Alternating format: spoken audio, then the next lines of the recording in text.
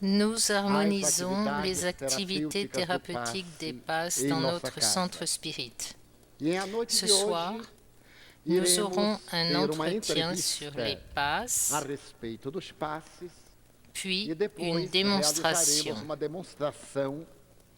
Pour vous donner une idée de la simplicité de cette thérapie alternative d'une grande portée, aux excellents résultats.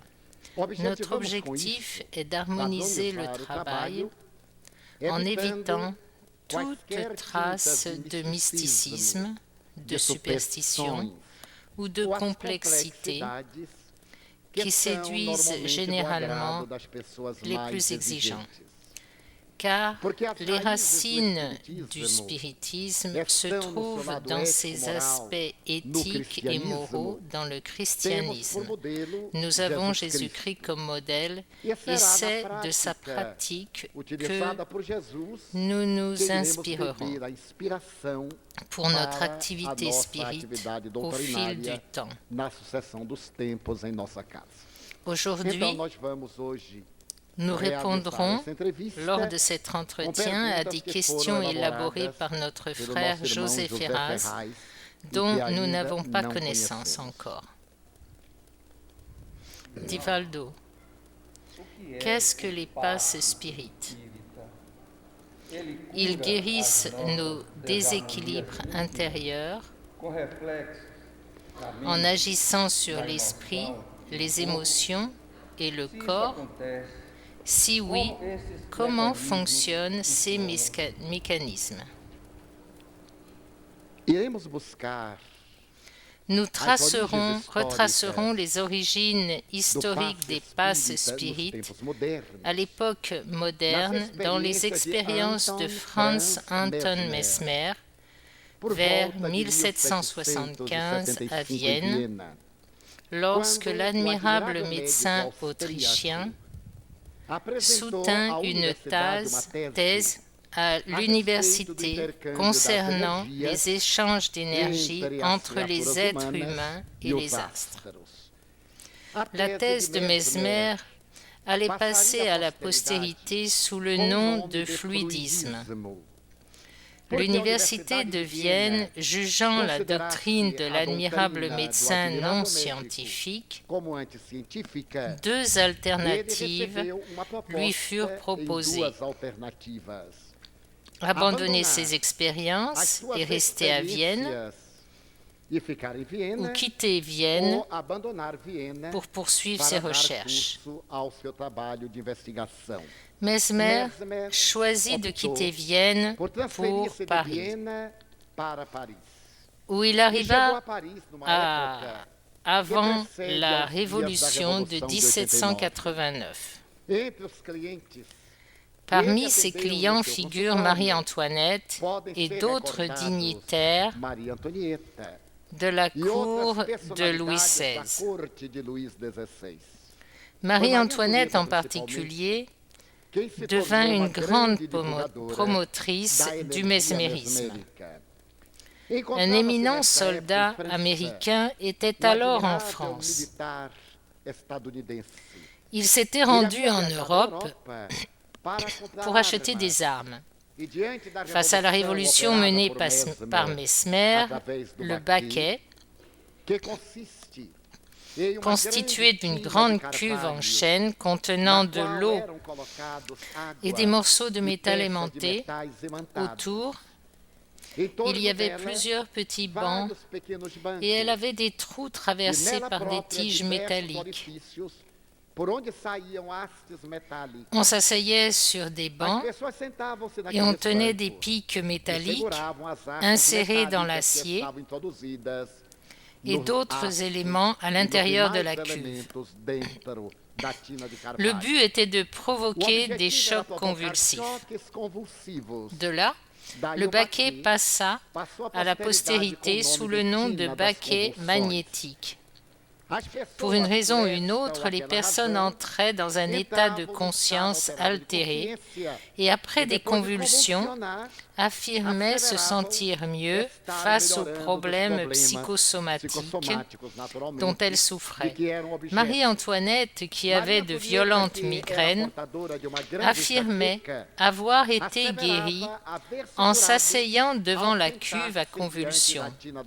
Cette expérience fut envoyée en Amérique dans une lettre mémorable pour que le dernier phénomène en date à Paris touche le Nouveau Monde. Après la Révolution française, le baquet ou baquet magnétique connut un relatif déclin.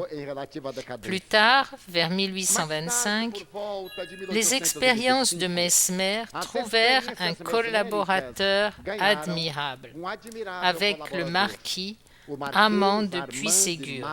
Ce dernier devint un magnétiseur admirable. Grâce à ces expériences, le fluidisme mesmérique fut considéré comme du magnétisme animal. Il vécut à Buzancy et traita un grand nombre de patients de la noblesse et de la bourgeoisie. Et comme les pauvres sollicitaient aussi son aide, le marquis décida de magnétiser un arbre, un jeune arbre, et les patients qui le touchaient prétendaient absorber de l'énergie, guérissant ainsi de leur douleur. De passage à Paris, de Puységur eut l'occasion de magnétiser un arbre des Champs-Élysées qui devint plus tard célèbre pour ses propriétés curatives. À cette époque, 1828, le jeune professeur Hippolyte Léon Denis Rivail arriva à Paris et face à la mode qui s'emparait des bureaux de recherche, il adopta lui aussi le comportement de magnétiseur. Allan Kardec, pseudonyme sous lequel il sera connu plus tard, devint un grand magnétiseur. Et c'est au cours d'une de ses séances chez Madame Pleine-Maison comme magnétiseur avec Monsieur Fortier qu'il eut un premier contact avec les tables tournantes un mardi de mai 1855. La date n'a pas été correctement enregistrée. Ce magnétisme fut ensuite, à partir de 1856, appliqué à la thérapie de divers patients, quand l'un d'entre eux, nommé Walker, tomba en transe somnambulique après avoir fixé son regard sur un objet brillant que son magnétiseur déplaçait. Cela donna naissance aux premières expériences hypnotiques qui furent centralisées à l'Université de Paris, notamment pour traiter les hystériques dans les années 1880 et 1890, avec les mémorables expériences de Charcot. Avec la popularité croissante du spiritisme, cette application de l'énergie magnétique commença aussi à avoir une contribution fluidique grâce à l'interférence des esprits qui sont invariablement en contact avec les êtres humains. Plus tard, ces expériences, aujourd'hui appelées thérapies alternatives, notamment les passes, l'eau magnétisée, devinrent un moyen pour les spirites de traiter les gens en difficulté. Les passes peuvent être de divers aspects. Les passes magnétiques, quand l'énergie dégagée est l'énergie dite animale, émane du magnétiseur. Les passes fluidiques, si l'énergie est imprégnée des vibrations des esprits désincarnés, utilisées dans le comportement médiumnique pour transmettre des apports énergétiques et salutaires, cette même énergie peut être transmise à l'eau, qui, bien qu'étant un corps composite, est un des plus simples, car elle est composée d'une particule d'oxygène pour 2 d'hydrogène ou 2 d'hydrogène pour 1 d'oxygène.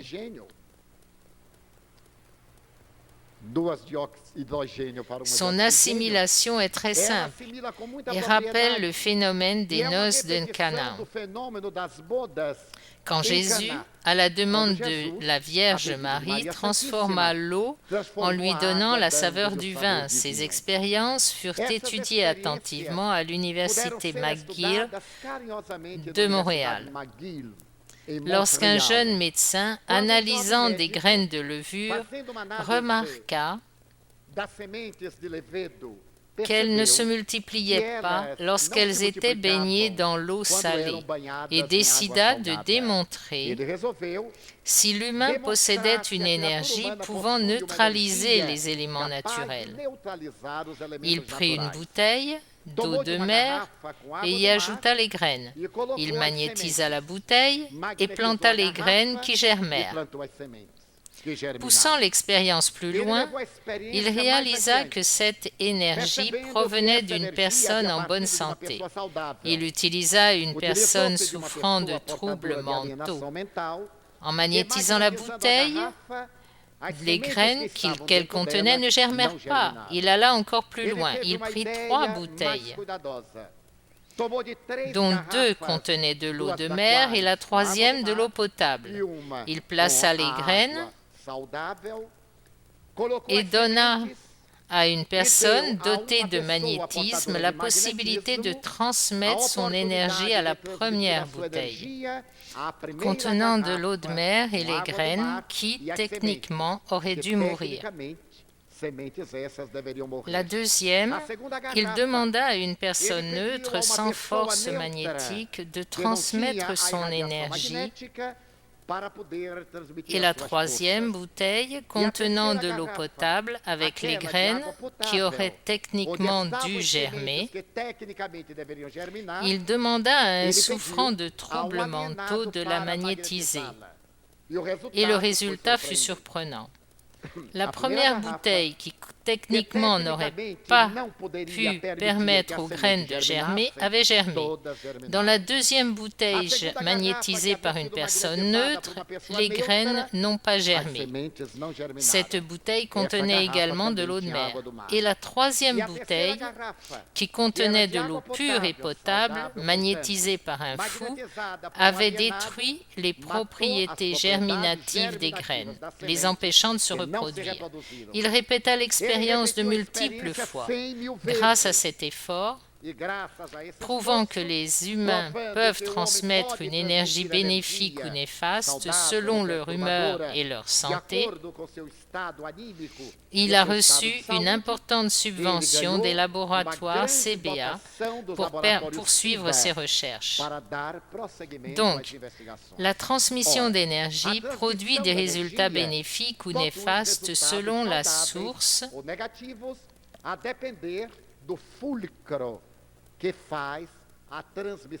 Chez les personnes en bonne santé, physique, mentale et morale, cette énergie reconstruit les tissus en agissant sur le périsprit, rétablissant l'équilibre vibratoire pour la multiplication et le renouvellement cellulaire.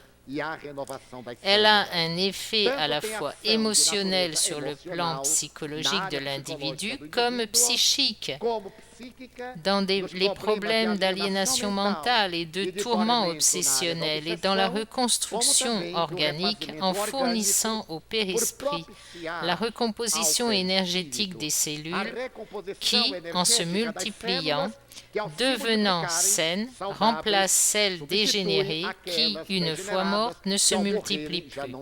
Donc, les passes spirites sont la transmission d'énergie par une personne qui, par la prière et en connexion avec le psychisme divin, s'harmonise avec les entités du bien pour faire acte de charité.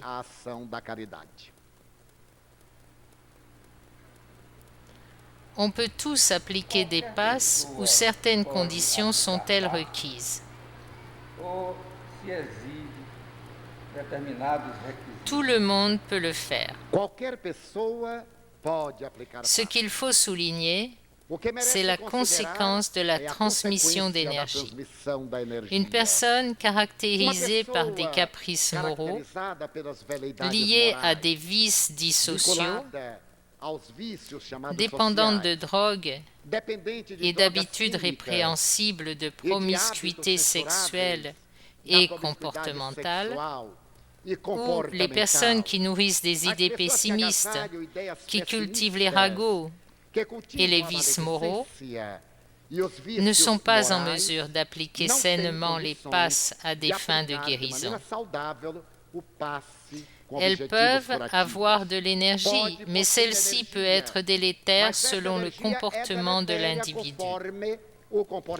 Pour contribuer à la santé de quelqu'un, il est également nécessaire de jouir d'une bonne santé morale, physique et mentale. En effet, seule une personne harmonieuse peut émettre des vibrations équilibrées qui harmonisent le psychisme perturbé du malade.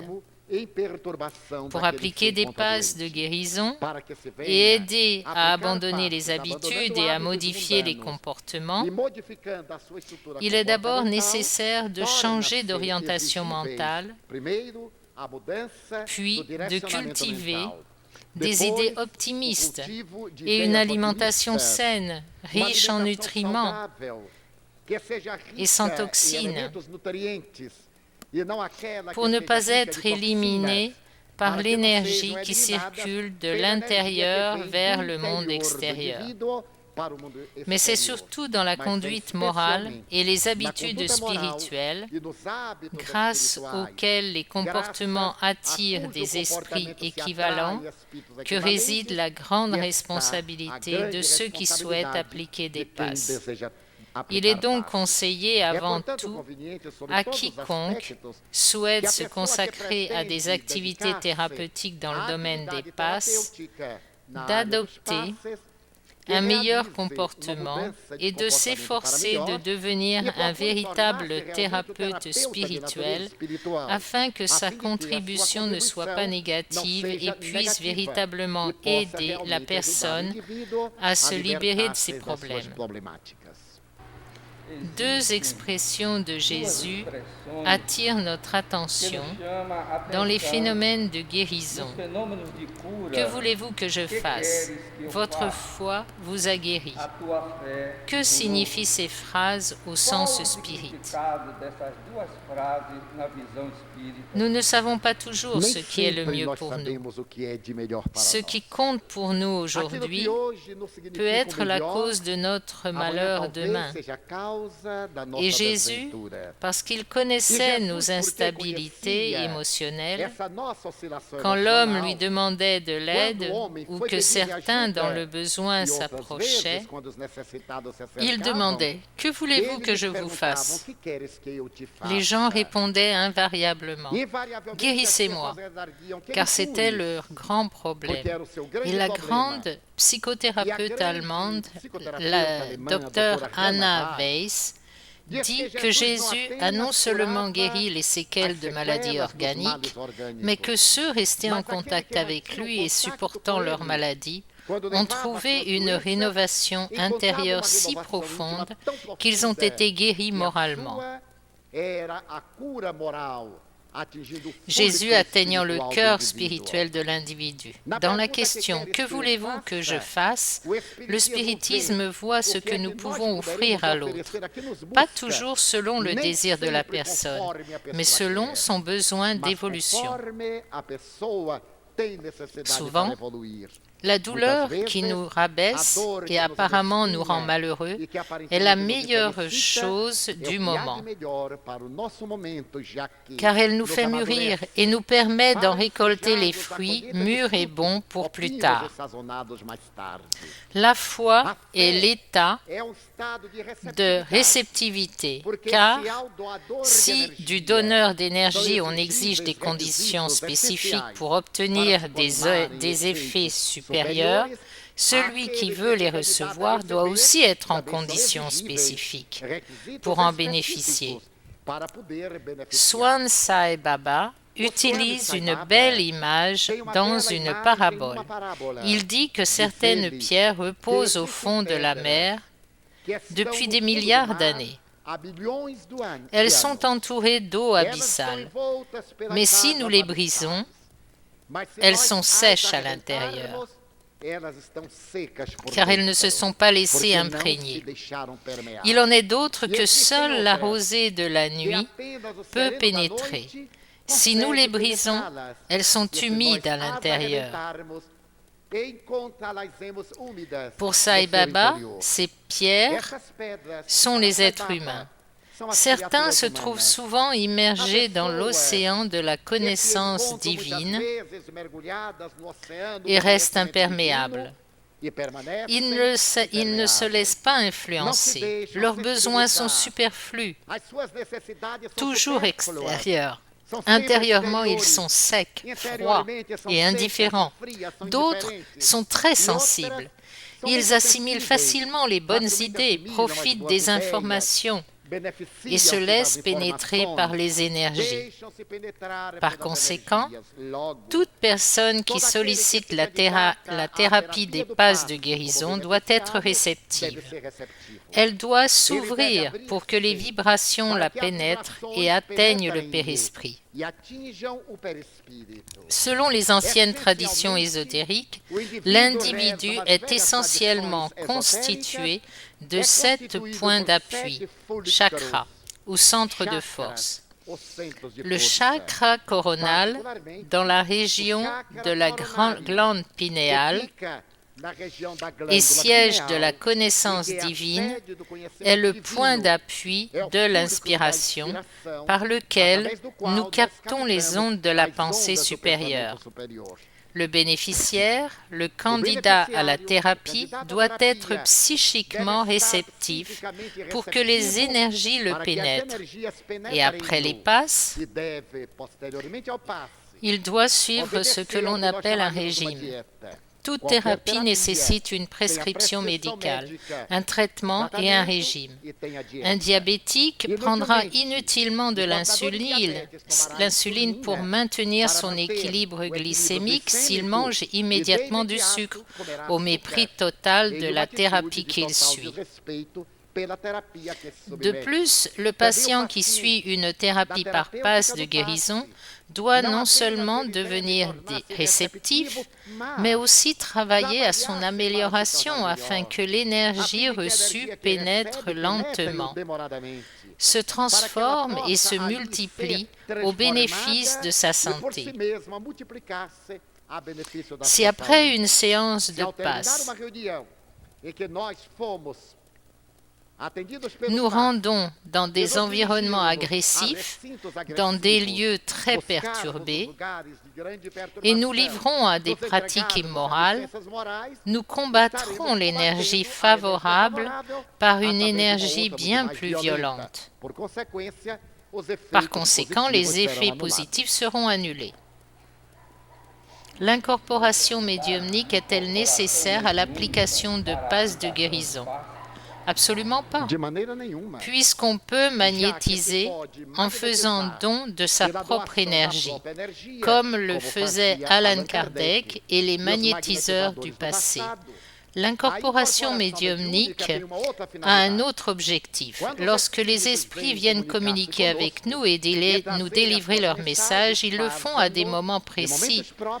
Durant les passes, l'incorporation médiumnique est déconseillée afin d'éviter le mysticisme, la superstition et la fatigue du donneur de passe. En effet, l'incorporation entraîne un épuisement de l'énergie ectoplasmique. L'application des passes entraîne également une perte, pour ainsi dire, d'énergie curative.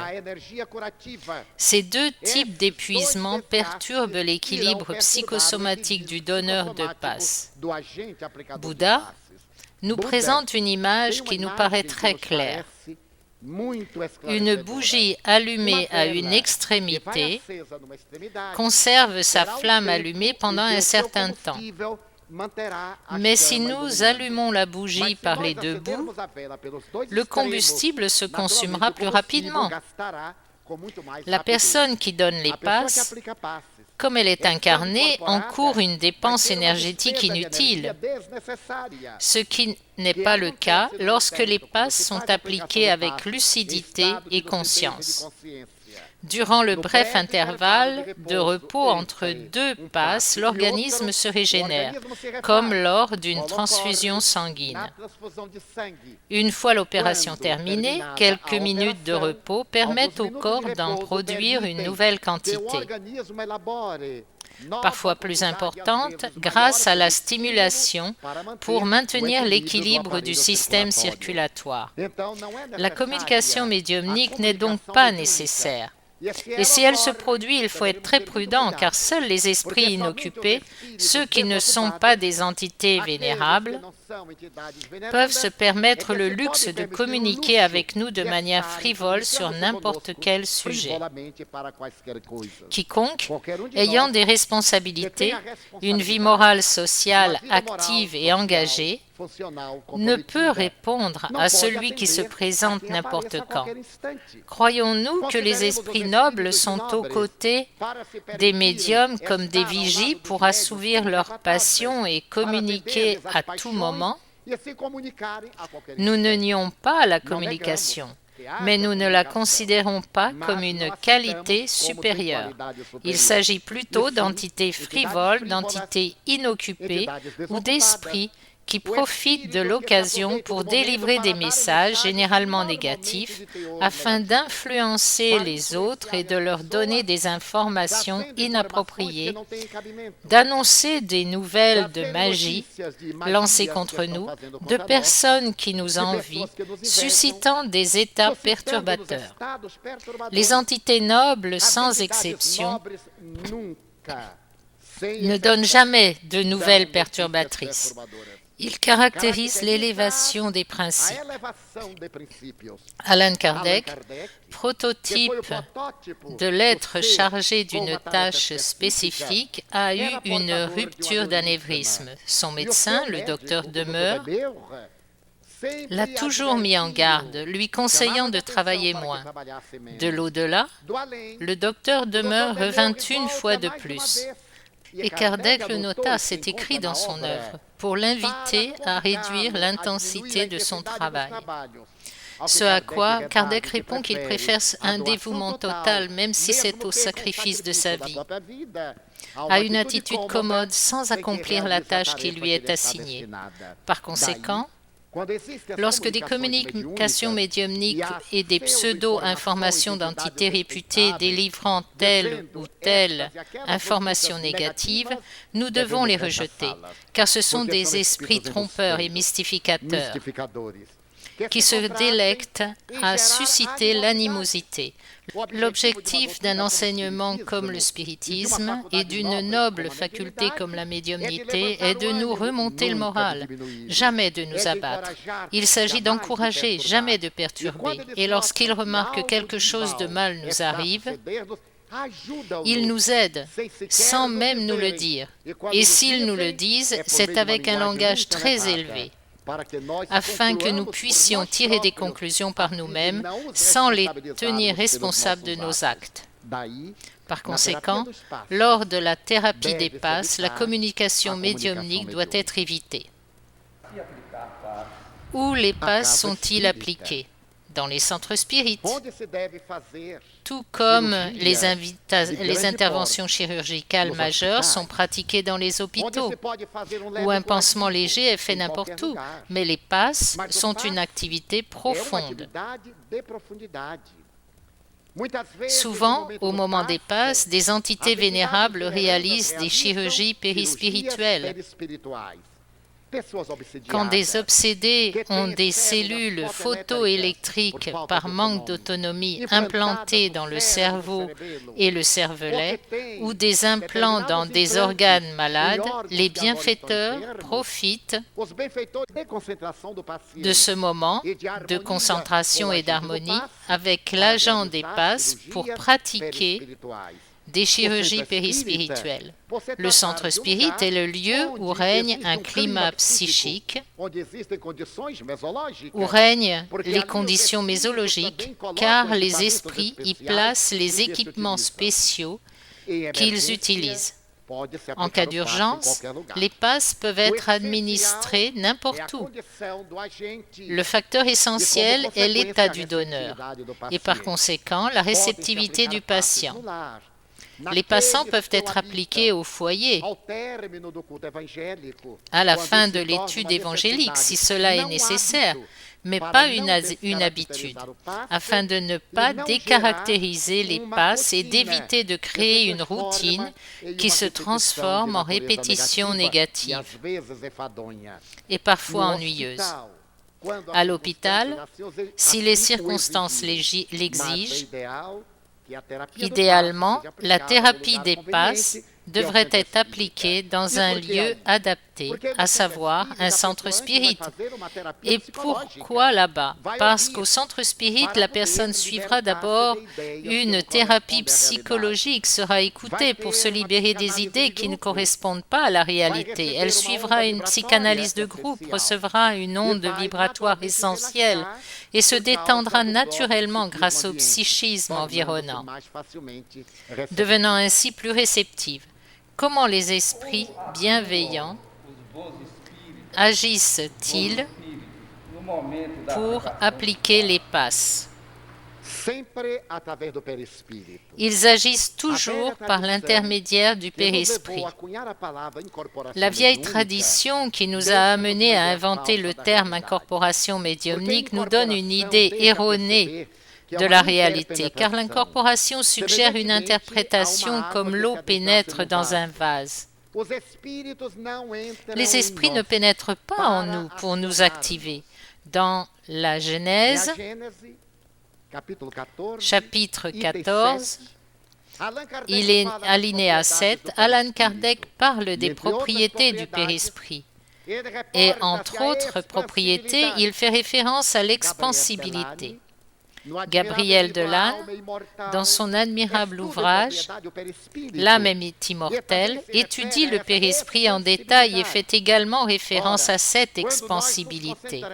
Or, lorsque nous nous concentrons, notre être périspirituel s'élargit, ce qui permet l'expansion de l'aura. Lorsque nous entreprenons un voyage de dédoublement partiel par le sommeil, le périsprit nous libère partiellement de la matière. Lorsque l'entité se manifeste par le phénomène médiumnique, elle s'accouple de périsprit à périsprit en plaçant sa main pour écrire sur le bras du médium, pour activer le mécanisme périspirituel ou se connecter au centre cérébral, qui est le centre des facultés psychiques, de l'intelligence, de la mémoire, des automatismes pour que le phénomène se produise mécaniquement. Mécaniquement ou consciemment, où ils maintiennent leur psychisme sur le centre cérébral, le centre laryngé et aussi sur le centre solaire pour le phénomène de psychophonie, produisant l'automatisme de ce que nous appelons l'incorporation. Au moment de l'application des passes, l'esprit guide ou des entités spécialisées, puisqu'il y a des techniciens dans le monde spirituel, s'approchent ou l'esprit guide s'approche et active le périsprit du médium pour diriger les mouvements rythmique, tandis que l'esprit du donneur est concentré sur la bonté, la prière et la création de visualisations positives pour le patient afin de l'impliquer dans sa propre irradiation, raison pour laquelle l'incorporation médiumnique est déconseillée. Les techniques utilisées pour l'application des passes influencent-elles le résultat? Chaque technique est une contribution spécialisés pour atteindre plus rapidement l'objectif. Jésus, par son pouvoir magnétique, nous a prouvé que les techniques sont des moyens, mais ne sont pas essentiels. Rappelons quelques faits. L'aveugle arrive et Jésus crache sur le sable, créant de la boue qu'il applique sur les yeux et dit « Maintenant, va te laver à la piscine de Siloé ». C'était un puits, une piscine célèbre à Jérusalem, car la tradition disait que périodiquement des anges descendaient, agitaient les eaux et le premier malade qui y tombait était d'un coup guéri. Alors le patient y va, se lave les yeux et recouvre la vue. C'était une technique. Quand Nathanaël ben Elias descend du toit, il demande « Que veux-tu que je te fasse? Guéris-moi » et sans le toucher, il dit « Nathanaël, lève-toi et marche, je te l'ordonne. » Nathanaël se leva et il fut guéri. Au jeune homme obsédé de Gadara, quand il passe devant le cimetière, le malade s'écrie « Jésus de Nazareth, qu'as-tu contre nous ?» Il demande « Qui es-tu » ? Nous sommes légion, car nous sommes nombreux dans ce corps. Et il ordonne « Légion, je te l'ordonne, sors de lui. » Et les esprits s'en vont, obéissant à sa force vibratoire. Un jour, une malade bossue, atteinte d'une obsession physique, se promenait dans la synagogue. Il l'appela, posa la main sur sa douce colonne vertébrale et corrigea l'imperfection, la libérant de la contrainte physique de l'obsession qui la tourmentait. Une autre fois, devant la femme qui touche ses vêtements, la femme hémorroïs, il demande « Pierre, qui m'a touché ?» Et Pierre, qui était très humain, j'aime beaucoup Pierre car il était très semblable à nous, il dit « Comment je le savoir dans cette confusion avec tous ces gens qui se bousculent? Tu me demandes qui m'a touché, comment le savoir ?» Jésus dit « Simon, quelqu'un m'a touché, car je sais qu'une force est sortie de moi. » La femme dit « C'était moi, Seigneur. » Et le saignement disparut. Elle avait déjà consulté les médecins de l'époque et avait honte de sa maladie. Elle toucha ses vêtements imprégnés de magnétisme. Mais quand le centurion arriva et dit « Seigneur, si tu le veux, mon serviteur peut être guéri. Tu n'as pas besoin d'y aller. Car je suis un homme qui donne des ordres. Je dis à mes hommes, va ici, va là. Et ils y vont. Je sais que si tu le veux, tes hommes iront soigner mon serviteur qui est très malade. » Jésus dit, « Il n'y a pas une foi comme celle de cet homme dans tout Israël. Va, ton serviteur est guéri. » Et il partit, le serviteur fut guéri, et il pouvait être considéré comme un chercheur, car il lui demanda à quelle heure il avait été guéri, pour confirmer s'il s'agissait bien du moment où il était avec Jésus. Ils lui dirent et il constata que la guérison avait eu lieu pendant qu'il parlait avec le maître. Une autre fois, une femme passa, suivant le corps de sa fille, et comme elle pleurait beaucoup, Jésus regarda le cercueil et vit que la fille n'était pas morte, mais en catalepsie. Il ordonna d'enlever le couvercle et dit « Talita, petite fille, lève-toi. » Et elle se leva. Il dit la même chose à Lazare, et il parla en araméen. La tradition nous a transmis la formule en latin classique. « Lazare, lève-toi et marche. » Cela parce qu'il détenait une telle force. Mais nous n'avons pas la même force rayonnante, le même pouvoir. Utilisons certaines techniques. Et nous devons toujours préserver la plus simple, la plus riche en dons, afin que, premièrement, le souci de la technique ne nous détourne pas de notre intention d'aider le patient. Deuxièmement, afin de ne pas nous enfermer dans des formules et des formes, oubliant le contenu, comme d'autres doctrines trop axées sur l'aspect extérieur, perdant leur vitalité intérieure. Divaldo va maintenant nous montrer la passe de guérison standard en l'expliquant en détail pour que nous la comprenions.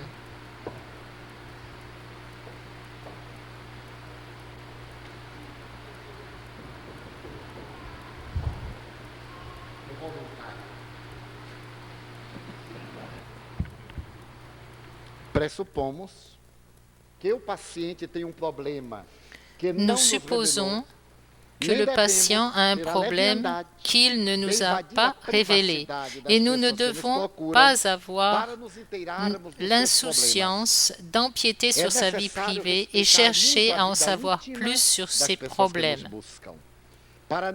Il faut vraiment respecter la vie privée de ceux qui viennent nous voir afin de ne pas devenir les gardiens de leurs secrets et ensuite consciemment ou inconsciemment les faire chanter. Le problème de chacun mérite un respect total et lui appartient. Si un tel nous le confie spontanément, nous lui demandons de ne pas entrer dans des détails embarrassants, car sur le moment, la personne ouvre son âme, puis regrette, et embarrassée, s'en va. Souvent, face aux problèmes d'autrui, nos émotions ne le saisissent pas bien, car chacun voit, entend et ressent selon ses propres capacités, et nous pouvons mal interpréter, créant des situations embarrassantes. Il est essentiel de respecter vraiment son prochain. C'est une caractéristique de l'attitude du spirit et du contenu du spiritisme. Mais nous supposons que la personne vient demander une passe car elle a un problème. Peu importe la nature de ce problème, puisque le chakra coronal est le centre de la vie divine, le point d'appui par lequel les énergies pénètrent pour dynamiser notre organisme, nous concentrerons notre activité sur ce chakra situé dans la partie supérieure du crâne. Il se trouve dans la selle turcique, à la base du cerveau, là où il y a la grande glande pinéale ou épiphyse. André Luiz, dans le 2e chapitre de son livre Missionnaire de la lumière, étudie en profondeur la fonction psychique et médiumnique de la glande pinéale ou épiphyse. Donc, nous supposons que la personne présente un déséquilibre. Notre première étape consiste à éliminer le facteur perturbateur. Nous dirions que nous éliminerons les énergies perturbatrices par des mouvements rythmiques. Nous savons aujourd'hui, grâce à la doctrine des biorhythmes, que tout dans l'univers obéit à des rythmes. Inutile de présenter des explications. Les lois de la gravitation universelle, la circulation sanguine, les battements péristaltiques du cœur, toute vie s'écoule selon des rythmes équilibrés, d'où les biorhythmes, les rythmes de la vie. Ainsi, par des mouvements rythmiques, nous retirerons cette énergie que nous supposons négative. S'il s'agit d'une obsession, d'une dystonie psychique, d'un déséquilibre organique, nous centraliserons le chakra coronal. Si la personne nous a dit souffrir d'un problème cardiaque, hépatique ou pulmonaire, nous agirons sur le chakra correspondant. Mais avant tout, il faut toujours purifier, entre guillemets, le chakra coronal. Une fois cela fait, ce qui devrait durer le temps de prier à notre Père, pour avoir une idée du temps nécessaire, ne vous souciez pas de savoir si c'est suffisant ou non. Prions le Père, notre Père, doucement, alors nous aurons une durée d'1 minute et demie à 2 minutes maximum. Ce ne sera ni un passe fatigant pour celui qui reçoit, ni monotone pour celui qui donne, ni trop rapide. Comme me dit une amie, ce n'est pas une passe, c'est une demi-passe. La personne n'a donné que la moitié d'une passe. Nous allons donc marquer une pause et appliquer l'énergie que le corps absorbera pour rétablir l'équilibre du patient. Nous divisons donc cette simple passe en 3 mouvements. Asepsie, repos et don. Il faut être attentif au champ vibratoire. Le champ vibratoire est tout l'espace qui entoure la personne. En purifiant le champ, nous éliminons l'énergie négative. Et ce champ sera évidemment saturé par cette énergie. En retournant les mains à travers un champ neutre, de l'intérieur, nous nous retirons et revenons. Nous nous retirons et revenons. Mais rien qui ne devienne un rituel. Le spiritisme n'a ni rituel, ni formalisme, ni cérémonie. Il s'agit d'une technique. Maintenant que nous sommes éclairés, nous allons appliquer la passe. Adoptons une posture agréable, un pied en avant, l'autre en arrière. Se déplacer sans perdre l'équilibre. Évitons de respirer sur le visage de la personne. Inutile de parler d'hygiène ici, car il est très désagréable qu'une personne négligée s'en approche d'une autre, provoquant des nausées ou des réactions compréhensibles. Soyons très prudents avec nos odeurs pour ne pas créer de gêne. Et lorsque la personne s'approche, ne réagissons pas car nous sommes avant tout des êtres humains. Ne parlons donc pas d'hygiène corporelle car c'est évident, mais on exige bien plus de celui qui donne les passes. S'il transpire et se sent mal, il cède la place à quelqu'un d'autre, car il ne doit pas croire être le sauveur du monde. S'il arrive à se sauver, c'est déjà beaucoup. Et s'il aide quelqu'un, c'est un grand accomplissement. Donc, il ne faut pas respirer fortement. Certains, pour impressionner, à l'aide, se déplacent, bougent. Cela n'a aucun effet. Donner des passes n'est pas une question de force musculaire, c'est juste pour impressionner. Cela n'a aucune valeur. Au contraire, plus c'est discret, plus c'est rythmé, plus c'est noble, meilleur est l'effet, évidemment. Passons donc à l'application. Prions.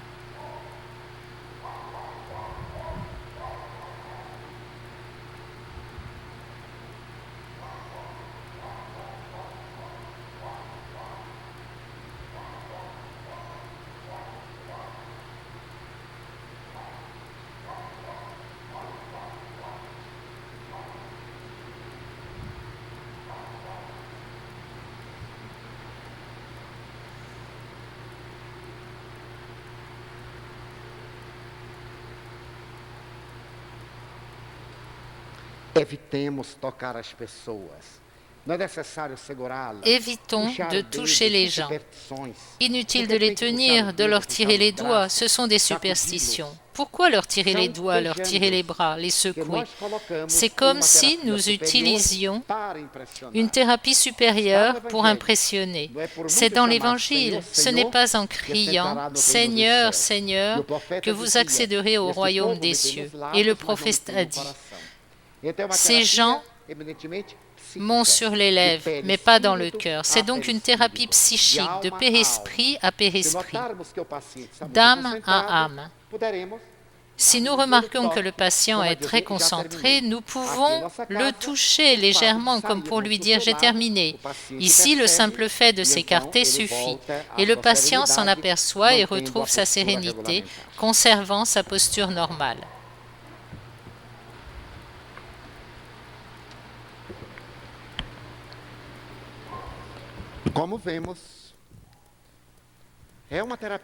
Comme on voit,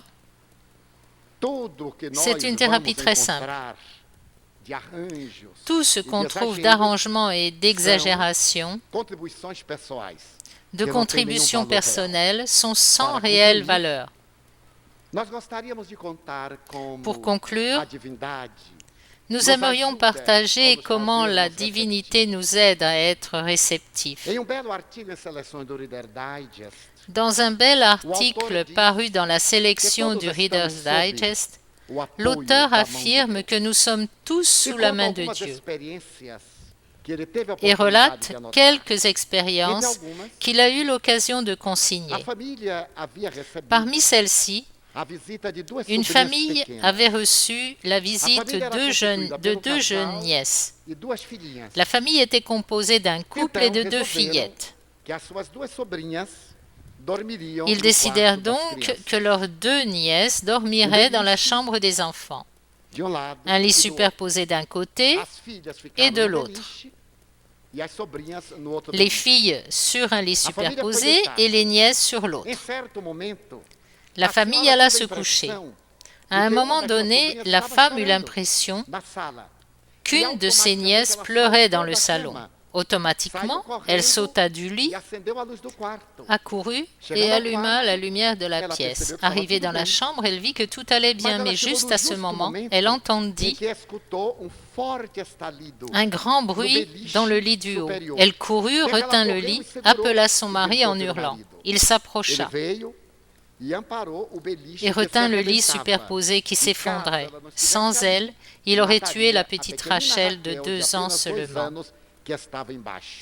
qui était en dessous.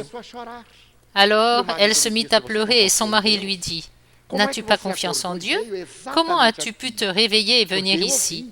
Parce que j'ai entendu une de mes nièces pleurer. » Dans le salon, il répondit « Mais elles dorment toutes les deux. » Et la scène était si bénie que même nos petites filles ne se réveillèrent pas. Vraiment, seule la protection de Dieu peut apporter une telle aide dans l'urgence. L'auteur raconte une autre expérience survenue en Floride. Ils étaient dans un club et un excellent nageur monta pour plonger. Alors qu'il s'apprêtait à plonger, regardant autour de lui, il entendit quelqu'un crier « S'il vous plaît, sauvez l'enfant qui est presque morte dans la piscine. » Il baissa les yeux et vit un enfant au fond de la piscine comme mort. Il sauta aussitôt, mais fut frappé par l'indifférence des spectateurs. Tandis que la femme hurlait désespérément, personne ne faisait rien. Il plongea donc, sortit l'enfant violet asphyxié et commença à le masser, lui expulsant l'air des poumons, jusqu'à ce que l'enfant se torde, se rétablisse et soit emmené en ambulance. Une fois le choc passé, il demanda aux gens « Quel genre de société est-ce donc? La femme hurlait « Sauvez l'enfant !» Il est en train de se noyer et vous, vous restiez dans l'indifférence la plus totale? Comment cela? Les autres ont dit, on n'avait pas compris ce qu'elle disait, elle parlait espagnol. Espagnol? J'ai entendu de l'anglais. Non, monsieur, elle parlait espagnol.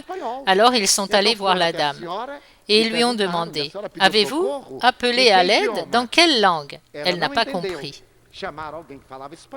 Ils ont appelé quelqu'un parlant espagnol. Dans quelle langue avez-vous appelé à l'aide? En espagnol, pas en anglais? Non, je ne parle pas anglais, je ne connais pas un mot d'anglais. Mais il a entendu l'appel en anglais. Le troisième cas était celui d'un soldat au Vietnam, le 2 janvier 1962. Il était affecté à une patrouille pour observer le camp Viet Cong.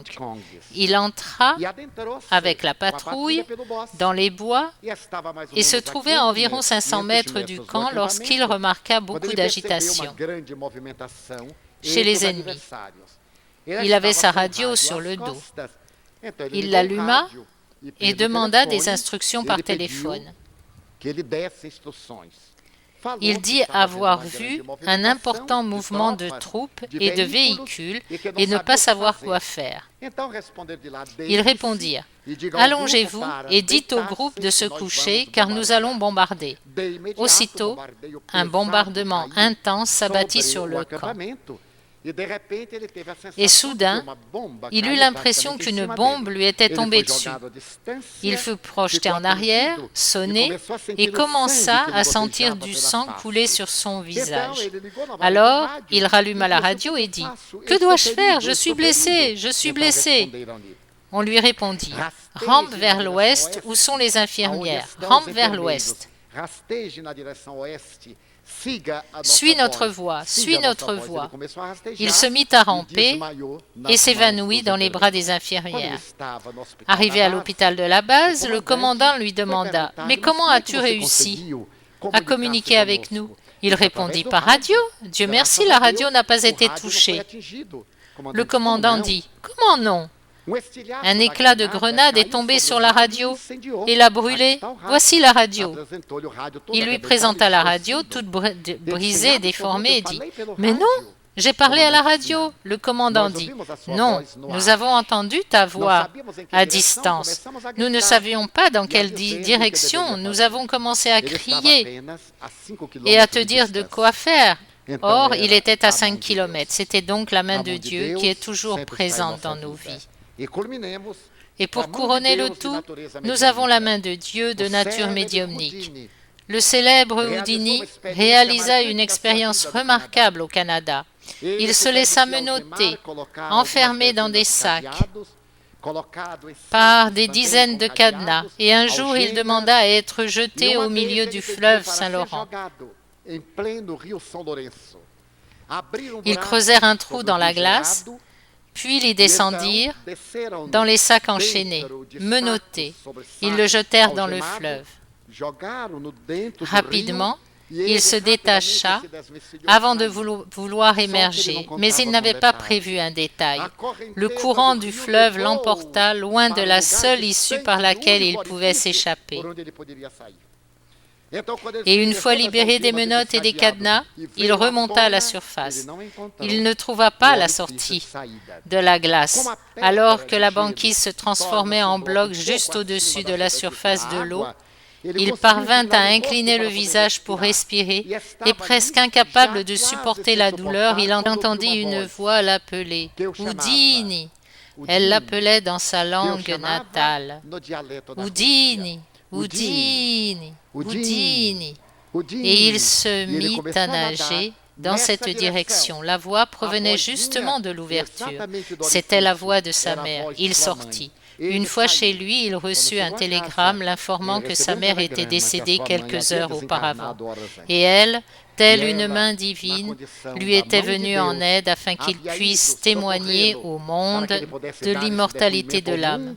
C'était un redoutable persécuteur des médiums et des charlatans, allant jusqu'à démoraliser la femme de Sir Conan Doyle en disant qu'elle mystifiait.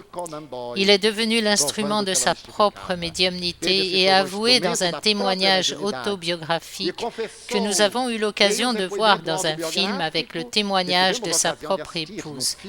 Nous sommes sous la protection de Dieu. Aucun mal ne peut nous nuire. Si nous nous unissons au bien, le mal des méchants ne nous atteindra pas. Donc, en toutes circonstances, élevons nos pensées à Dieu et ouvrons-nous, devenons réceptifs. Et la miséricorde divine comblera nos immenses vides en nous enrichissant de trésors de santé, de lumière, de paix et d'épanouissement.